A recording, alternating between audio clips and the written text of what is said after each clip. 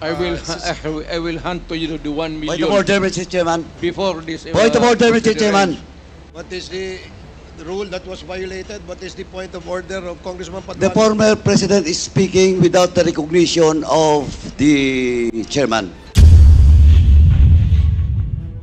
And please, Mr. President, former President, you know the rules. It was read by Chairman Acop. And being a former congressman, you know the internal rules. Let the members of this committee finish the question before answering.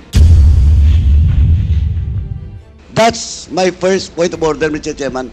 And I hope the former president understand. Nakalimutan The rules. ko na yon, yung rules na yon. Oh, now, I now want you. Hindi Pinapaalala ko po. I'm not, Now again, I am Mr. not- Chairman. Chairman, Hearing suspended. the former president is Hearing speaking. suspended. Kasi po, before we start the interpellation, malinaw po na it was discussed to all resource persons and even to the members, the rules in this committee. And the former president is keep on violating that rules. Sabi ko na nga, he was then a former congressman and he knows the rules. Please respect this committee. And please, once again, that was my first point order and I hope it will not happen again. Please wait for the recognition of the chairman before you speak. Ngayon po, ang susunod po na magtatanong ay si Congressman Dan Fernandez. You have 10 minutes. Thank you, Mr. Chairman. Magandang umaga po, Mr. President, at sa lahat po ng mga resource persons who are here today. Magandang umaga po. Mr. Chairman, Mr. President, sa inyo pong campaign promise, nasabi na po natin na 3 buwan, 6 na buwan po yung ating pong pangako. Pero umabot po ito ng 6 na taon. At dito po sa 6 na taon na to ay naganap ito pong mga allegation of the extrajudicial killing. Sa isang press con po na napanood ko po ay nabanggit nyo po yung reward system na binabanggit nyo po yung 3 milyon para po dun sa eradication ng drug lords. At meron din po kayo nabanggit doon sa 2 milyon naman po para po dun sa mga drugista. At meron din po kayong binanggit doon na second echelon na almost 1 million. Ito po ba ay totoo, Mr. President? Correct. I was fighting the drug war. Doon sa mga manufacturers, sinasabi ko talaga patayin ninyo. Patayin ninyo. Huwag na ninyong, basta maabot na ninyo dyan sa factory na nagluluto ng shabu, patayin ninyo. Yan ang utos ko. And I assume for responsibility. Okay, Mr. President. Yung mga nasa labas na naglakad, nanhuli, hindi yun. At yung actual nasa factory, sabi ko, ubusin nyo lahat. Lalo na yung mga aliens. And this happened in my city And in other cities in the Philippines. and you take full responsibility for this, Mr. President. I will go to prison for that, Mr. Sir. At yun po ay in terms of policy, yun po yung inyong sinasabi. Ito po yung polisiya ng ating gobyerno and that's the reason why ito po yung inyong pinaninindigan. Correct, Mr. President? Isahin ko na lang, and I will not repeat it. I did it as a matter of principle to protect my country. That is the long and short of it. Kung anong tanong man ninyo. Mr. Chairman, recently lang po, si PNP Chief Marbil ay meron po siyang interview dito po sa, can you kindly show yung GMA News Online number 12. At sinabi po ni PNP Chief Marbil that based on the official PNP data from July 2016 to June 2022, Marbil said that 1,286 officers were affected in the line of duty, with 312 killed and 974 wounded. And at the same time, sabi niya po, Mr. President, Mr. Chairman, that these police officers carried out their responsibilities with dedication and often faced considerable risk to ensure public safety. Many officers endured not only physical harm but also found themselves entangled in legal and administrative challenges. 214, Mr. President, ng mga officers ng PNP faced 352 criminal cases during this period. And according to him, that while the promise of support was made, many officers continued to face consequences largely on their own. Dinagdag pa po niya, Mr. President and Mr. Chairman, that 195 officers were dismissed over the period of 6 years. There are also 398 cops facing dismissal for various reasons. More than 20 police officers are currently in detention right now, Mr. President. The PNP chief said that numbers remind us that the impact of the anti-drug campaign was deeply felt by our police force as well. He noted that even as former President Duterte publicly committed to supporting those enforcing the campaign, he said there is no official record that these commitments were fully realized. I was not asked even for a minute So, to Mr. tumulong and for what a particular purpose. Then I will now make this promise. I will start a fund sa protection ng mga pulis. I'm putting up 1 million. Paghahanap ako, meron akong 1 million. Hindi ako kung meron million lang, magbubula ako, sabihin ko wala. Mr. Chairman, I'll start. yeah, But I'll raise a fund para tulungan yung mga pulis. Mr. President, And I will personally appear in court. Ako mismo ang Mr. mag-defense counsel nila. Mr. Chairman, Mr. President, 2 days ago you have mentioned that wala po kayong pamasahe papunta po dito, and I'm pretty shocked that you have 1 million in your account to help our policemen, and we salute you, Mr. President, for that, and for being honest that you will be. 1 That you will million be. is Wait, for wait, my. po, Mr. that President. one- I'm 1 Mr. million President, I is still for have the floor, Mr. President. Excuse for me. my As much- medicine and subsistence.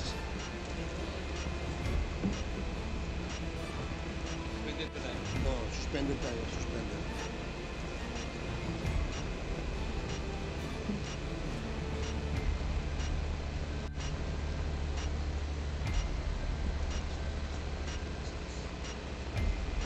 Bastos.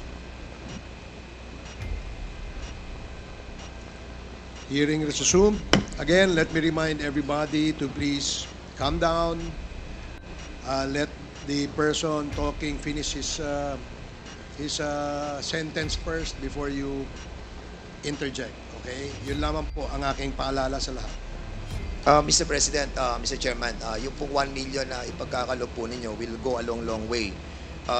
And we are very thankful because marami pong mga officers po natin, mga kapulisan po natin na natanggal na po.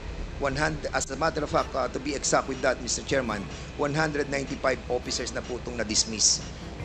Nasira po ang kanilang buhay, nawalan po sila ng trabaho, they were humiliated, their dignity was lost, and Mr. Chairman, Mr. President, that 1 million we go a long way. I will hand to you the 1 Point million of order, Mr. Chairman. before this. Point of order, Mr. Chairman. What is the rule that was violated? What is the point of order of Congressman The Paduano? former president is speaking without the recognition of the chairman. And please, Mr. President, former president, you know the rules. It was read by Chairman Akop. And being a former congressman, you know the internal rules. Let the members of this committee finish the question before answering. That's my first point of order, Mr. Chairman. And I hope the former president understand Nakalimutan The rules. ko na yun. Yung rules na yun. Oh, now, I now want you. Hindi Pinapaalala ko po. I'm not, Now again, I am Mr. not- Chairman. Chairman, Hearing suspended. the former president is Hearing speaking. suspended.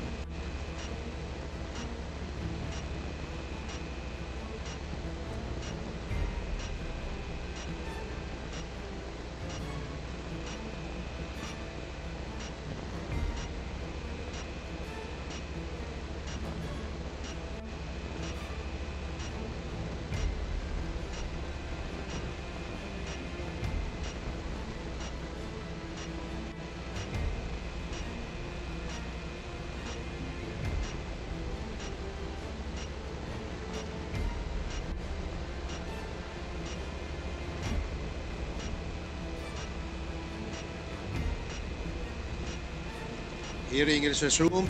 Before I allow everybody to speak, please be reminded, mga kasama, mga resource persons, to always address the chairperson when you want to speak and wait for the chair to recognize you. Para ho maganda yung communication, yung palitan po ng ating komunikasyon. Mahirap po kasi na nag-uunahan tayo magsalita, dadating po sa punto, nagtataasan na ho tayo ng boses, ayaw naman po nating mangyari yan because napaka-maselan at napaka-importante nitong ating pinag-uusapan. I do request from our resource person to please address the chair first before we speak, and the same as well to the members. No, please address the chair. Let me be the traffic enforcer here para malinaw at maayos ang ating hearing sa ngayong umaga. So I hope that I made myself clear, and I'd like to ask Congressman Paduano to please proceed. Hindi, Mr. Chairman, just a short manifestation lang po. Kasi po, before we start the interpellation, malinaw po na it was discussed to all resource persons and even to the members, the rules in this committee. And the former president is keep on violating that rules. Sabi ko na nga, he was then a former congressman and he knows the rules. Please respect this committee, Mr. President. And please, once again, that was my first point order, and I hope it will not happen again. Please wait for the recognition of the chairman before you speak. Thank you, Mr. Chairman. Thank you, Congressman Paduano. Your manifestation is Mr. noted. Chairman. Now we will now proceed with Congressman Dan Yes. Fernandez. Mr. Chairman. Wait for the chair to recognize you first, please. I'm sorry, Mr. Chairman. Ulitin Sige po. po, Okay. please wait for the chair to recognize you before you speak. Now you are recognized, Congressman Dan Thank you, Fernandez. Mr. Chairman. Mr. Chairman, ang nabanggit po dito ay 195 officers were dismissed over the 6-year period. Ang tanong ko po, Mr. President, bakit ngayon nyo lang po ipagkakaloob yung 1 million samantalang na-dismiss na po ito pong 195 officers? I do not have the records. Sir, Wala po. hindi ako Polcom. So, hindi ko alam yan. But being the former president, sir, you have this I know that capacity. some policemen were dismissed. Because it was promised by you that you will, sabi niyo po ay sagot niyo silang lahat. But unfortunately, ito po nga po, nakita po natin, nagre-react na po ang PNP. And ang feeling po nila ay they were left alone, Well, Mr. President. if you're citing the records, then I would admit it. Na yun, totoo yan. Yes, I agree with that. Walang problema. Sinabi mo eh. Hindi, I agree with that, Mr. President. But my question is, bakit po natin sila napabayaang katulad po nito? Sagot niyo po sila. Pero 195 na dismissed, 398 cops facing dismissal, 1,286 dead, at yung iba po ay wounded. Were we able to help them, Mr. President? Well, alam mo, sir, if you work for a government, there are rules to be followed. It is not just because you are a policeman that you're always correct. It is not safe to say that you are a mayor that you are always correct, that you rule the city by your own. Maraming nagkakamali, and there must be a reason for their dismissal. there cannot be a dismissal without a lawful ground. Kung napaalis yan, sir, meron talagang kasalanan. Hindi mo pwedeng basta i-dismiss mo lang yung pulis. But Mr. President, you Pero ako, pro-police talaga ako. Yes. Pinoprotektahan ko talaga ang pulis. I understand, Mr. President. But you made the promise, Mr. President, that sagot nyo sila. Sagot ko. And yun po ang problema natin, Mr. President, Mr. Chairman, that after 6 years, ngayon lang po tayo magbibigay ng tulong para po sa kanila. Hindi. The record will show, Mr. President. Hindi mo, yan ang record. Hindi, walang record ng bigas, pati pera, No, Mr. na President. binigay ko What sa I'm trying to pamilya say, nila. the record will show that wala pong tulong natanggap ang lahat ng ito. Hindi po ako nagsasalita nito, Mr. President. Ang nagsasalita po nito ay si Chief PNP Marbil. Alam mo si Marvin, you remind him, hindi nakalista yung mga bigas na binigay ko sa mga pamilya ng polis, pera, enrollment ng mga bata. Hindi nakalista dyan. You Mr. remind that Marvel to Mr. President, use your... ang binabanggit po natin dito ay tulong na legal. Huwag kang Doon sa- maniwala dyan kay Marvel. Wala ka dyan.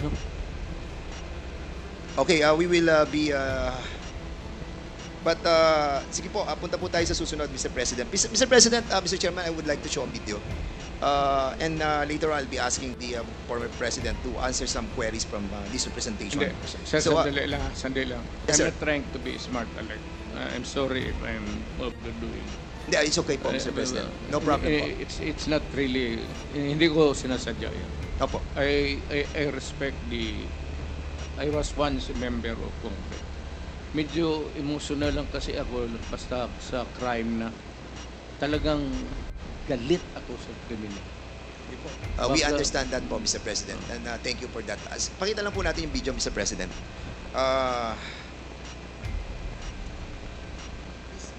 Video, please.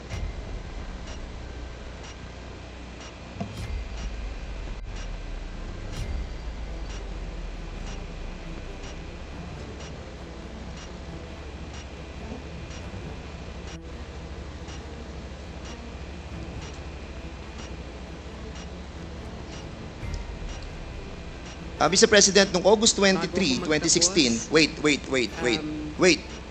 Noong August 23, 2016, doon po sa Committee on Human Rights and Committee on Justice, binanggit po dito yung reward system. At sinabi po ni former Chief PNP, Gerald Bato, tungkol doon po sa reward system. I want to show this video clip, Mr. Chairman, please. Alam ko po na nabanggit ng Pangulo na magkakaroon ng pabuya ang mga magbibigay ng leads tungkol doon sa mga huhuli natin dito sa droga.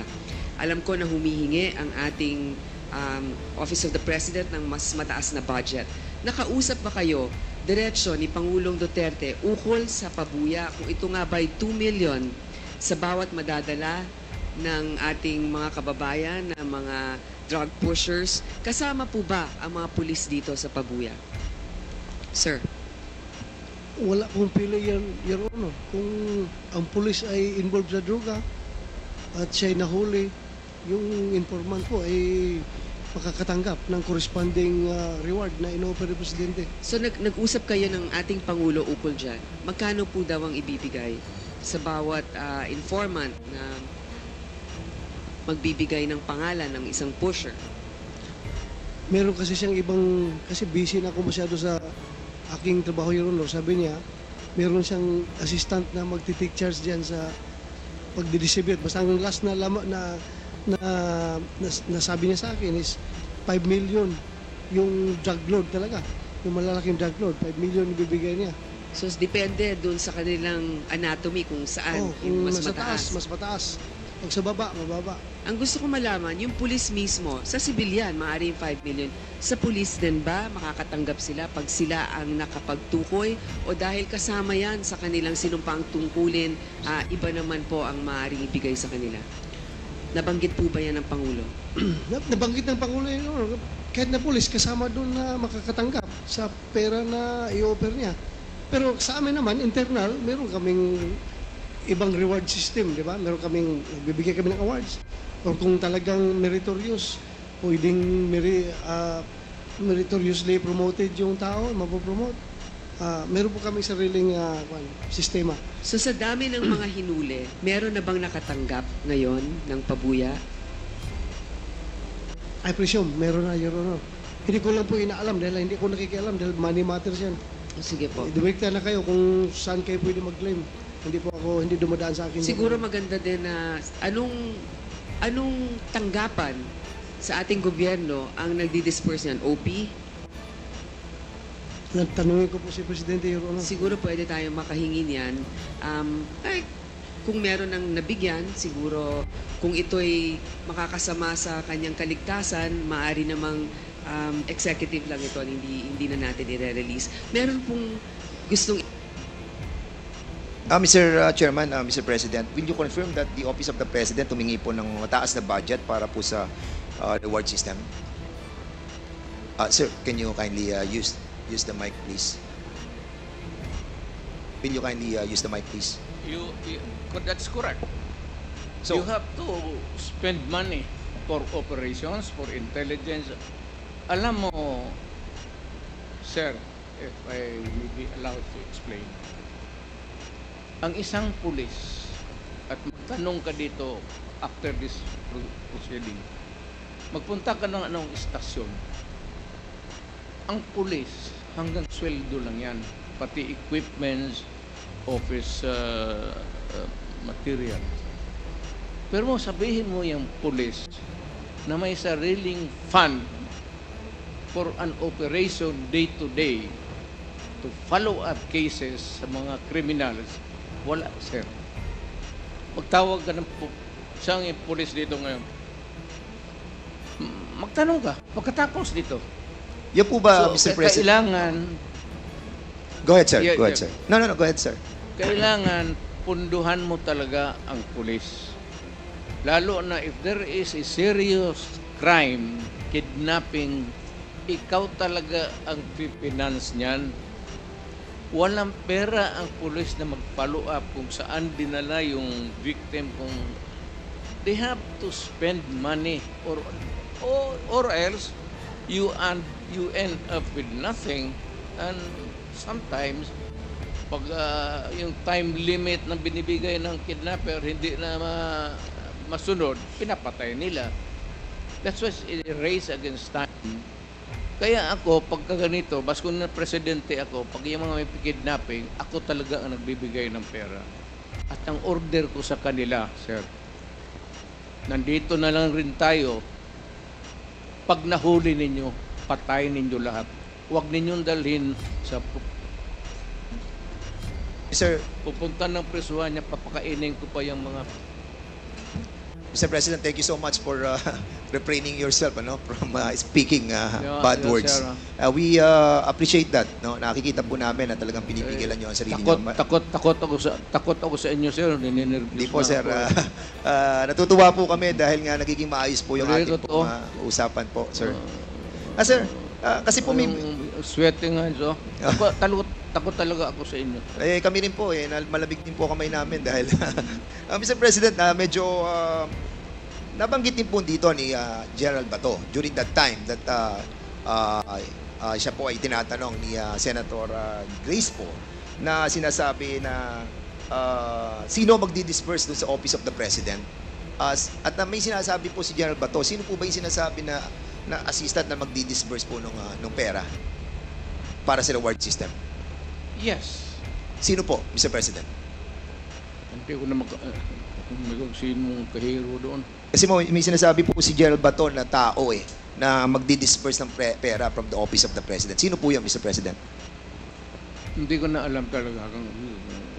Pagka ganung police operations, actually, it's an official, it's not a hidden item there. Kunin mo doon sa kahira sa baba na kay police operation Mr. President, lahat naman yan police operation. It cannot be funded by it cannot be a police operation cannot be funded by private money. That is not allowed by law. Pero during the time that you were, during one of your interview, Mr. President, I still remember that you have mentioned that yung pong pera na galing po sa donation ng inyong pong campaign funds will be utilized for the reward system. You mentioned that, and I saw the video. And that's a private money, Mr. President. Yes, pero galing sa akin. Hindi na private money. Kasi natanggap ko yan. Ano na ako nakahawak ko na the money I was holding was already when I was in the official na ako. But in accordance with the rule of COMELEC, yung excess money po na ginagamit po natin sa kampanya must be returned back to the COMELEC, Mr. Chair, to the donors, Mr. Maniwala President. kanyang... Hindi, yun po sinasabi ng COMELEC, Mr. President. And yun po yung batas na atin po dapat sundin. Tanungin kita, sinong kandidato nagsauli? Mr. President, you cannot ask question. We will be the one asking question. That's why I said, Kasi po kami po, pag nakakatanggap because po, it Mr. President, I is still have the floor. incongruous. Mr. President, kasi po ako pag nakakatanggap, kakaunti lang po yung nabibigay sa ating donation. So kulang na kulang pa po. And we believe that you have mentioned that excess money was utilized for the reward system. Is this true, Mr. Public President? interest. To protect public interest. Kaya nga po, Mr. President, Yes. na-utilize po yun. Yung sa, Yes, correct. Thank you, Mr. President. Mr. President, binanggit po natin, isa sa mga pronouncement din po ninyo, that in no matter, sabi niyo po, that you won't apologize to the thousands of people who died and families who suffered because it is your belief that it's worth killing drug addicts and pushers. Dahil nga sa sinabi niyo rin yung don't destroy my country because I will kill you. Nabanggit niyo po ito, Mr. Yeah. President. And Correct. would you also agree with me, Mr. President, that there are so many forms and ways how to destroy a country? Again, sir? There's a lot of ways to destroy our country. Is it correct? There's a lot of ways, Mr. President. Maraming paraan para wasakin po ang ating bansa. Of course. Di ba? Hindi lamang po ang pagsugpo sa illegal drugs. As a Yes. matter of fact, Mr. President, Rebellion. yes, correct. Yung pong tinatawag po nating economic saboteurs, yung pong mga sumisira ng ating kalikasan, yung mga nagpapasok ng mga illegal, yung mga smuggling sa ating pong mga costume, yung pong mga droga na pinapasok, yung mga illegal na bigas, yung pong mga asukal at iba pa. And at the same time, Mr. Chairman, yung corruption also. And at the same time, Mr. Chairman, ito pong tinatawag nating conniving with the different enemies. These are forms and elements in destroying our country. Mr. President, your pronouncement that don't destroy my country because I will kill you. Does this pertains to all of these elements, Mr. Hindi naman. Sir, I was really particularly worried because yung droga kasi ang target yung mga bata. Hindi tayo. Ang droga na distribute dyan sa mga high school, dyan sa mga ano, kung ang next generation ng Pilipino puro bangag at marami nakikita mo dito mga opisyal natin sa gobyerno nakikita mo mga bangag alam mo na kung sino ang bangag tinatawag nila kaya ako sir I'm just being I was being a father of the city but talagang galit ako sa kriminal. Yes. And Naggalit ako sa kriminal. And would you agree with me, Mr. President, that doon po sa inyong war on drugs, yung mga reported, majority of those that were reported killed on war on drugs were not really all drug addicts and pushers? Would you agree with me? Well, because some of those who are really Collateral. in trafficking are not marunong Those in trafficking sa drugs, may utak yun. Yun sila ang nag-traffic ng drugs. And they avoid taking drugs because alam nila na kung malulong sila sa droga, hindi na nila magamit yung utak nila. Mr. Kaya, President, yung yes. sinabi nila na hindi lahat drogista, tama yun. Eh, yung Pero ito po ay mga collateral damage. Sabi nga po, shit happens eh. Di ba? Sabi ni Gerald Bato. So, if ever that meron pong collateral damage, meron pong mga shit happens, will you consider this as a failure of the war on drugs? hindi, sir. I would say that it was a maybe unnecessary death, but a collateral damage is recognized, if not, hindi naman sinasadya eh. Kaya yung in one drug den doon sa Davao City, 4 na Chinese, pinatay ko talaga. Ang problema, may tinamaan na 2 yung nagluluto. Pero yung 4 na insect na Mr. Chair- talagang pinatay ko. Sinadya ko talagang patpatayin. Mr. Chairman, Mr. President, is that a Admission, yes. admission that you Oh. killed them? Lumaban po sila? Or pinatay nyo silang walang laban? Sinabi ko sa kanila, Hindi, sir, Mr. President, pinatay nyo po ba siya ng walang laban or lumalaban po sila? hindi, lumalaban. Kasi, So- kasi pag raid, siyempre, agawan ng kung anong mapupulot nila, lumalaban, pero I would say that hindi naman lahat malaban na mayroong tit for tat. Meaning to say, kung may M16 yung police, may M16 sila. That would be an impossible scenario. Pero kung lumaban, pasensya tayo. Ako sinabi ko, no mayor ako, do not do it. Do not do it because I will kill you. Kung yung naabutan ko doon, kagaya ng 4 na inchik, talagang binatay ko. 4 po ba yun or 6, Mr. President? 4 po ba yun or 6? Kasi a while ago, you were saying 6 po. 4 lang. 4 lang po. So, pwede po na malaman kung sino po yung mga 4 na po yun. Ano pong pangalan po nila? Alam mo, sir, ang lolo ko Chinese. Baka nga yung isa siguro pinsan ko pa yung hindi ko alam, sir. Hindi ko talaga tinanong. Natawa naman ako doon, Mr. President. Kaya dito, sabi ko, ang lolo ko Chinese eh. Lam ang lolo ko. On another topic, Mr. President.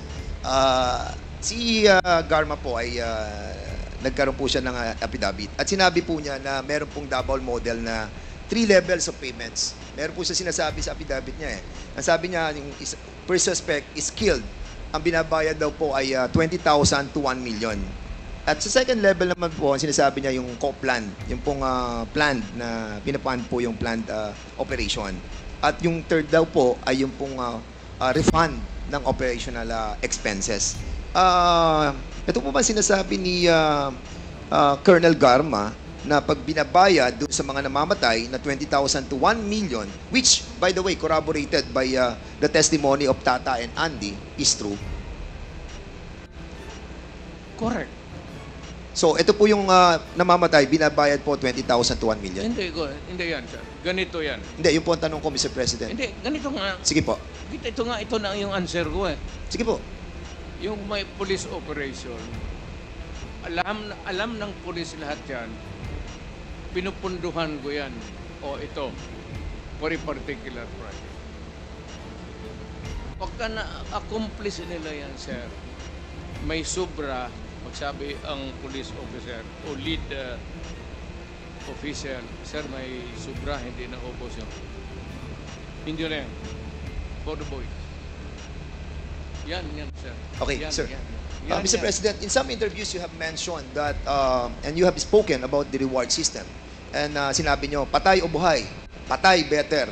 Buhay, okay lang.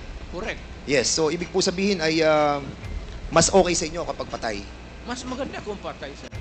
And that's the reason why we are trying to encourage our citizens to kill all those addicts. No, not addicts. To kill the criminals. not addicts, because addicts are victims of the criminals running the drug syndicates.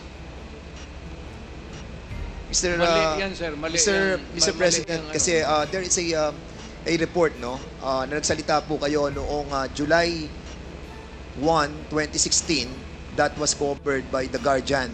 At sinabi niyo po dito, if you know of any addicts, go ahead and kill them yourself, as getting their parents to do it would be too painful. I am talking of the drug manufacturers and drug dealers. That is a... So mali po I to. don't know who wrote it. I am not bound by it. Huwag mong i-ano yan, sir. Hindi ko trabaho yan.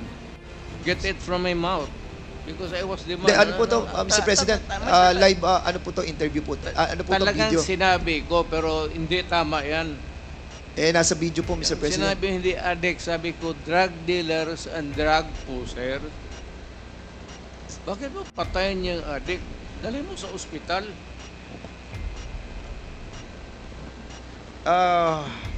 It's common sense. Ang polisiya po ng ating pong gobyerno, ng gobyerno nyo, yung pong neutralization, illegal drug personalities nationwide, kailangan po siyang ma-neutralize. And as a matter of fact, ito po ay issued ng Memorandum Circular Number 16/2016. And according to General Gamboa, when I heard it in the Senate, sabi niya confidential po to. At nakakaalam lamang po ay yung mga commander. As a matter of fact, yung po sinabi niyo, commander, yung mga chief of PNP ng DDS. Bakit po siya naging confidential, Mr. President? Again, sir, what's the question? Bakit po kaya naging confidential yung pong utos na negation and neutralization of all those personalities sa illegal drugs? Standard yan, sir. That is standard. Hindi naman minano ng pulisya ng there is a directive. It is confidential, and if there is a list, it cannot be made public, not even shown to anybody, pati sa yung mga Kasi Mr. President, connected kung to the negation news. and neutralization, alam naman po natin, according nga kay Chairman Abante during our discussion, na ang meaning po ng negation ay patayin, neutralize, patayin. So, is there really an intent to hide this and make it confidential in order the lower ranks ng ating No, kapulisan sir. na hindi po malaman Wala yung inyong akong- kautusan? I will admit na ang order ko yung mga drug manufacturers, pati yung mga big time drug distribution, patayin. Hindi ko, I will not deny it. At kung ako mabalik ako pagka mayor, dublahin ko yun. And I want to make it clear, Mr. President, Mr. Chairman, that nung panahon po ng ating pong Pangulong, dating Pangulong Rodrigo Roa Duterte, meron po tayong 210,000 na mga kapulisan.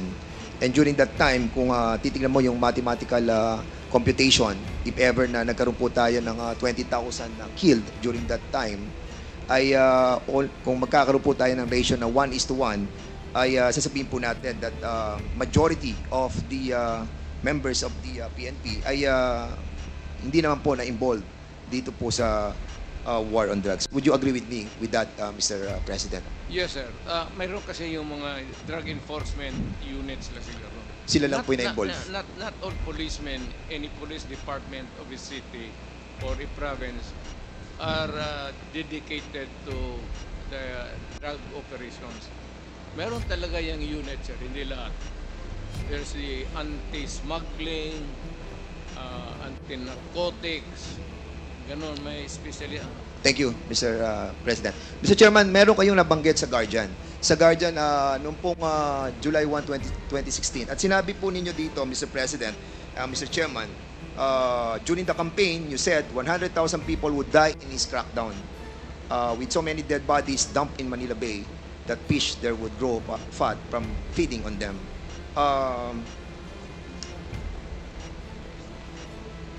And out of that 100,000 that you have mentioned, ang reported lamang po na namatay is reported na namatay ay almost 20,000 to 30,000. So Were you Kulang. disappointed on this, Mr. Kulang. Kulang? Kulang. Were you disappointed that it's only 20,000 to 30,000?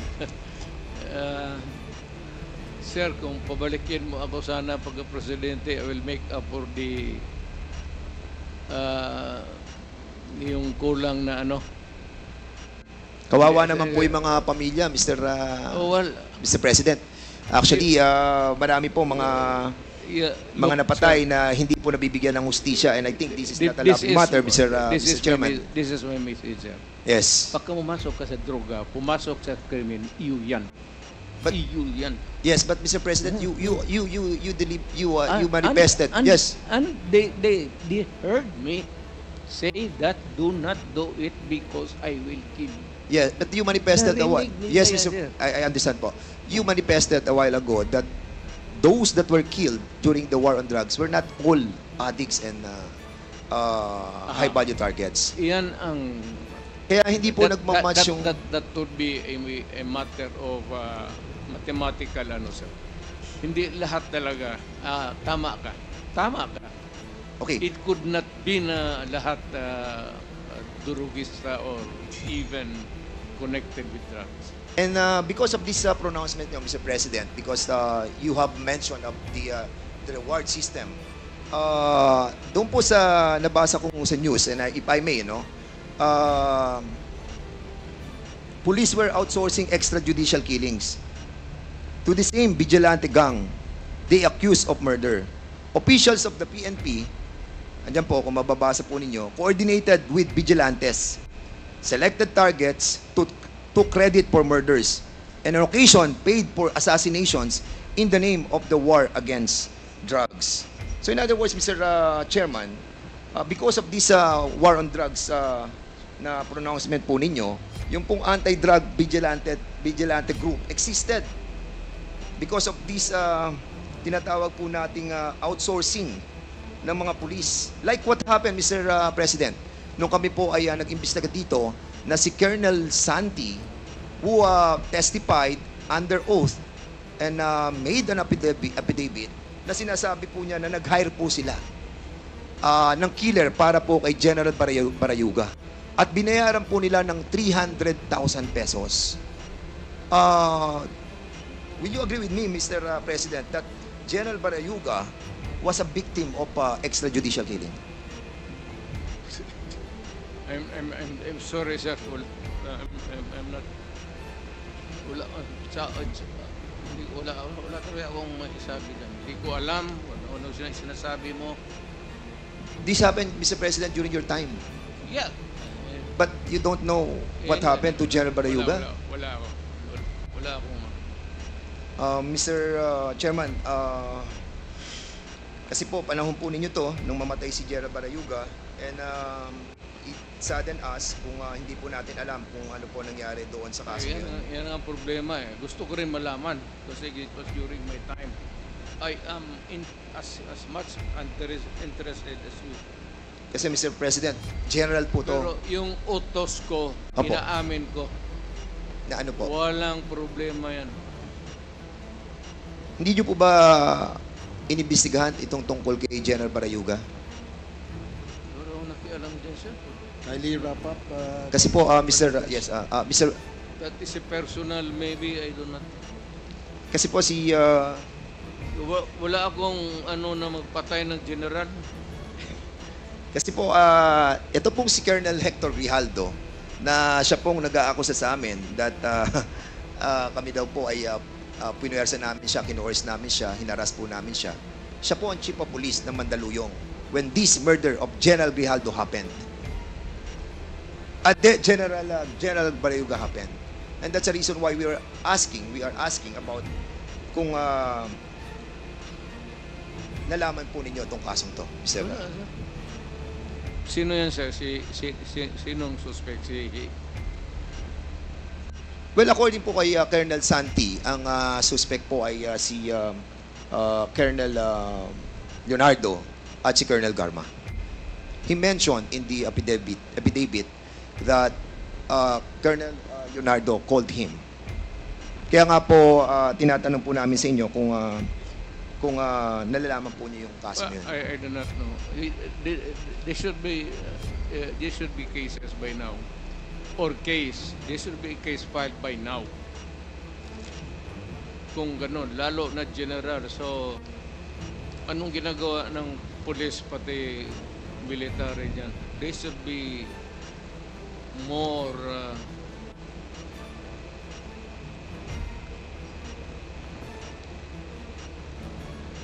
more active. Lalo na yung general.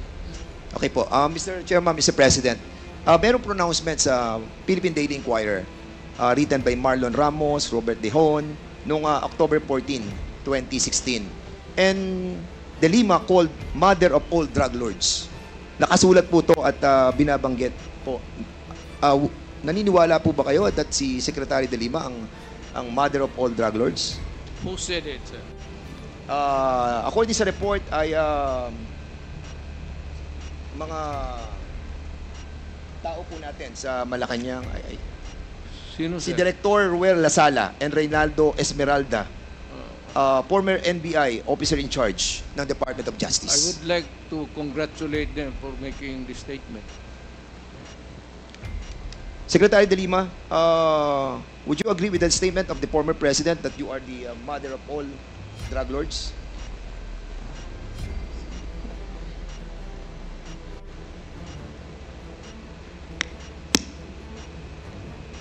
Absolutely false. That is a fictitious, bogus allegation against me. And then they filed cases against me. Kinasuhan po ako nila ng mga kaso tungkol sa droga. Initially, consummated illegal drug trading. Inamend nila into conspiracy to commit illegal trading. 30 kaso yung sinampa sa akin.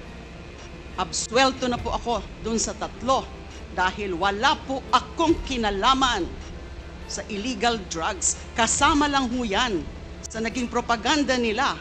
Kasama lang ho yan dun sa mga meron silang isang figure, a prominent figure, at si Senador De Lima ho yun noong 2016, na doon ang magiging atensyon ng bansa, atensyon ng mundo, na itong babaeng ito ay the mother of all drug lords, the beloved drug trade queen. Ano pong nangyari dun sa mga nag-akusa sa akin, yung mga beloved convicts, mga nung una, yun ang mga sabi nila, kung ano mga sinabi nila, na nag-raise funds ako.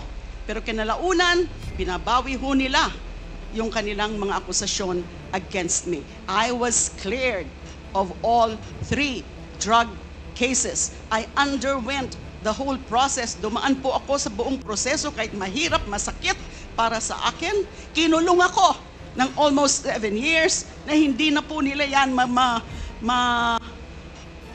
mababalikan dahil sa pagkagalit nung pinaka-mastermind nung pag-persecute sa akin na inimplement nung kanyang Secretary of Justice, si Vitaliano Aguirre. At meron pang mga ibang handlers na siyang mga kumausap dun sa mga nagtestigo against me. So that is absolutely false.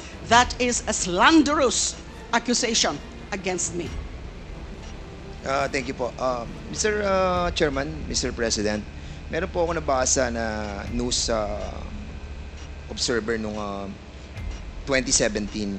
At ito po news article tungkol kay Las Cañas, who claims he was a former DDS leader and personally killed about 200 people. Sinabi niya po sa Senado, the squad was formed under the guise of an anti-crime unit within the Davao Police. He says, given the task of the team was, he says, given the task of eliminating hardened criminals and later political opponents and journalists critical of Duterte's rule. He alleged regularly took direct orders from sa inyo po about who to kill and how to dispose of the bodies. Las Cañas claims those shocking words, throw them in the ocean or in the quarry, bury them.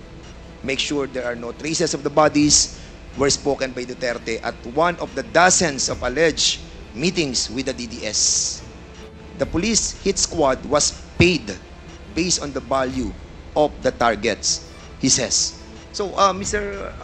President, ang tanong ko po, totoo po ba ang sinasabi ni Las Cañas? Gano'n nyo po ba katagal nakakilala ang taong ito? Storyteller yan, sir. Si Raulo.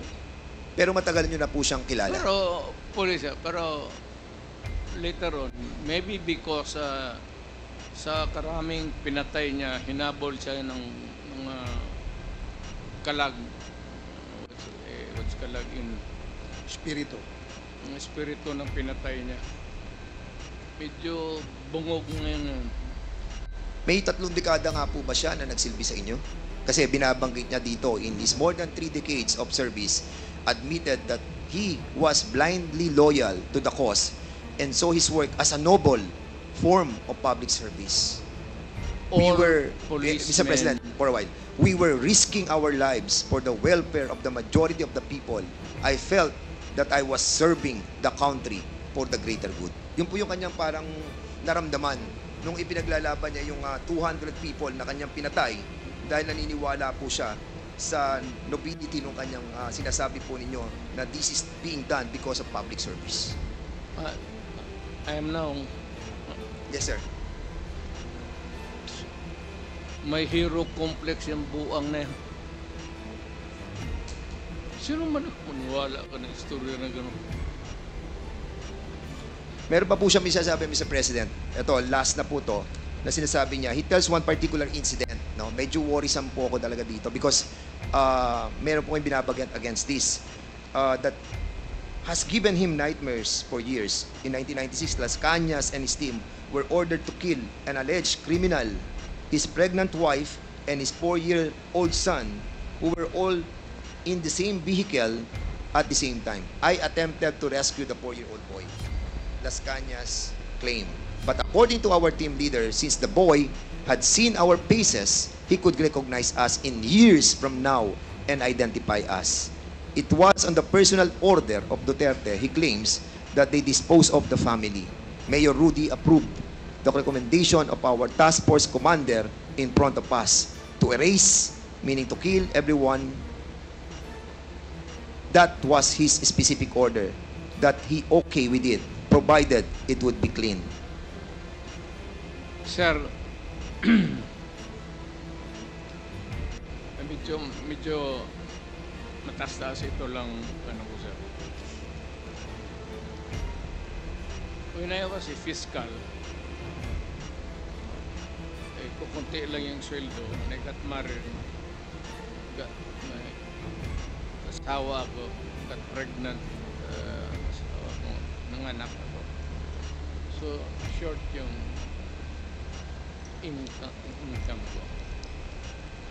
Nagturo ako to augment my income sa Police Academy sa Davao City for about almost 7 years while I was a prosecutor. Wala akong tinuro na ganun sa kanila. By the book, at hindi naman ako gabong hipokrito na magsabi sa kanila ito ang gawin mo, tapos pagdating doon sabihin ko sa kanila na iba ang gawin. That's a very complex thing to do kung ako ang tinutukoy mo sa pangyayari niya. I cannot imagine myself teaching criminal law sa police academy doon, pagkatapos iba ang sabihin ko sa kanila sa likod. How? Mr. President, if I may, no? Sinabi rin po ni Las Cañas dito that kayo raw po yung Lord of all drug lords. Ano pong masasabi niyo po dito? Ano po? Kayo daw po ang Lord of all drug lords. I cannot. Ikaw, alam mo man ako, sir. Papabili siguro ako ng mga aspirin, gano'n, pero Paki-explain po properly, Mr. President. Hindi po namin masyado maintindihan. That's Hindi your last ako question. dadating ng pagka-presidente, sir, kung ganun ako. Sir, can you kindly tone down your voice? Oh, yeah, yes. We're just I trying was to... just no, emphasizing Mr. the President, we're just point asking na that to clarify alam your ng statements. pulis, alam ng lahat ng tao ng Pilipinas, mayor ako, hindi ako dadating ng pagka-presidente kung ganun ako katurpe. Hindi, sinasabi That's your lang po last namin, Mr. question, President, Congressman kung Fernandez. kayo po yung Lord of all drug lords na sinasabi po ni Arturo Las Cañas. Yung po ang tinatanong ko. Mr. President, okay. Lastly, Mr. President. That's your last Yes, question. Again, last na po to. Congressman Dan Fernandez. Mr. President, meron po kayo sinabi nung 2016 sa interview nyo po that you have planted evidence during your time as a fiscal. Is this true? Hindi po totoo. That's garbage, sir. So yung pong nasabi nyo sa video, hindi po siya totoo. Alam ng mga pulis yan. Yung planting of evidence. Di talaga ako. Kasi Mr. President, yung po yung napanood ko at sinabi nyo po kasi. Kaya kami naman po ay, we are basing on the video that we have seen at nakita po namin yung sinasabi nyo na nagpa-plant po kayo ng evidence and we wanted to find out. Kasi yung pronouncement nyo po was construed by the members of the PNP organization that they can do freely the planting of evidence. That's illegal. And I said, I was teaching them criminal law. Yeah, but the problem, Mr. Criminal President, is evidence. your announcement or your pronouncement that you have done that, yung sa planting of Kung evidence. hindi yan sa libro, sir, na tinuro ko, hindi totoo yan. Siguro, ipakita lang po natin yung video. Yung last na po to para at least Sundays. We planted evidence. We arrested persons, but we released them. But telling him that it was this person who squealed on him.